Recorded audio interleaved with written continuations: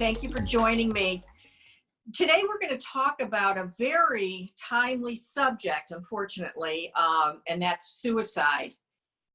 The times are hard right now. I mean, nobody can deny that. You know, so many people are unemployed and fear of the coronavirus, plus cabin fever, people being isolated. We're starting to get emails from people who are feeling depressed and unfortunately suicidal, and they need help.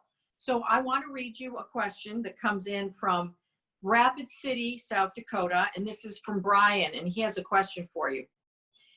Dr. Bregman, I suffer from manic depression.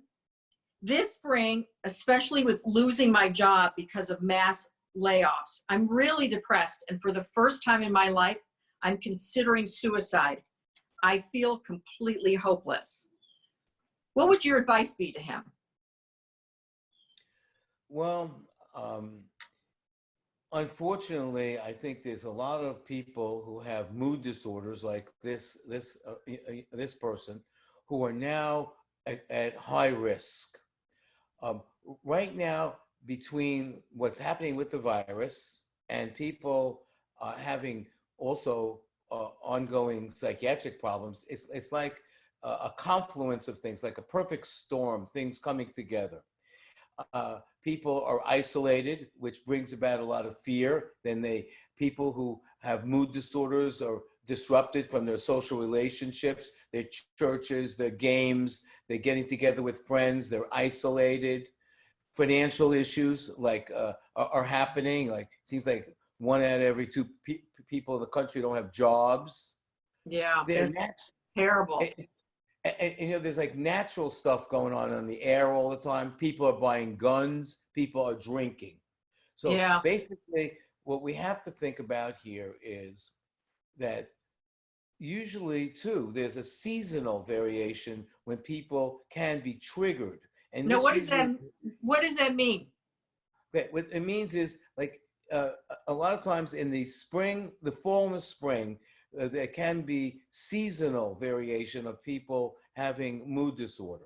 Now, this young person that we're talking about, right now we're moving into late spring, early summer, because we've had a late spring, and this could be the time when the virus issues hit its peak. And the confluence or the perfect storm about these things can lead people to suicide. So I think that this individual is at high risk.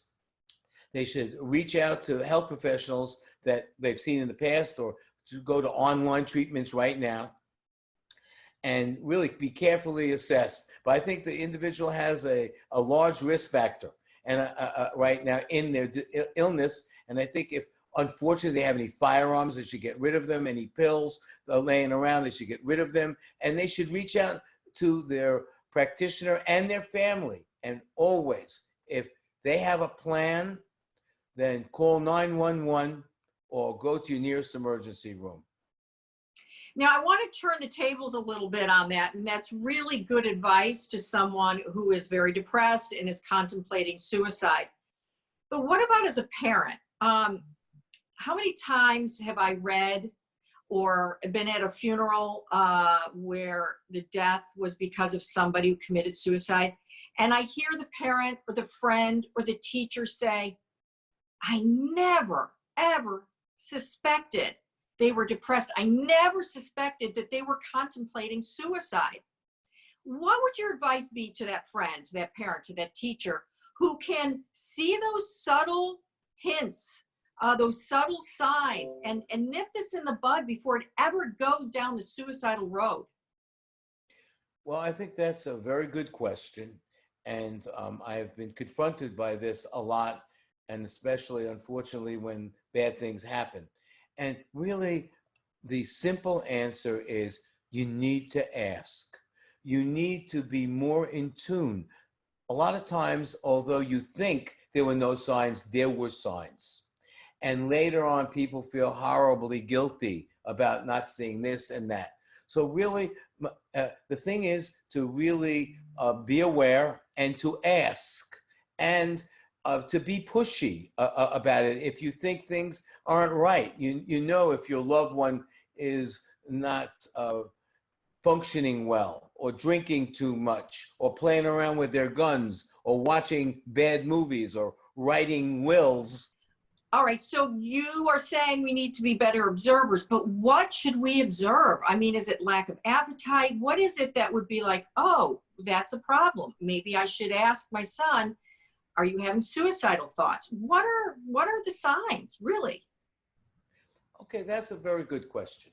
Okay, now, certainly it depends on the age group, but there could be a change in functioning with older people and kids and adolescents as well. So look for that.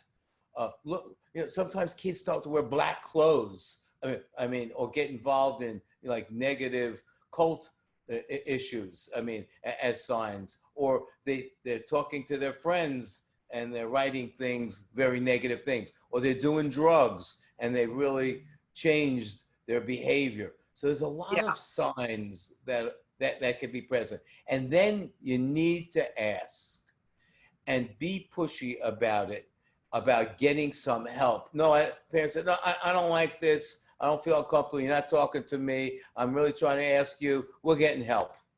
So don't be afraid to reach out. And you could go, to a telemedicine psychiatry in your area, or reach out to some support groups to get some help on this ASAP. Well, the good news is there's plenty of help. We just need to know how to identify the signs so we can reach out for help. Thank you so much, Dr. Bregman. You're always giving everyone great advice, and I appreciate it. Have a good day. You too. Take care.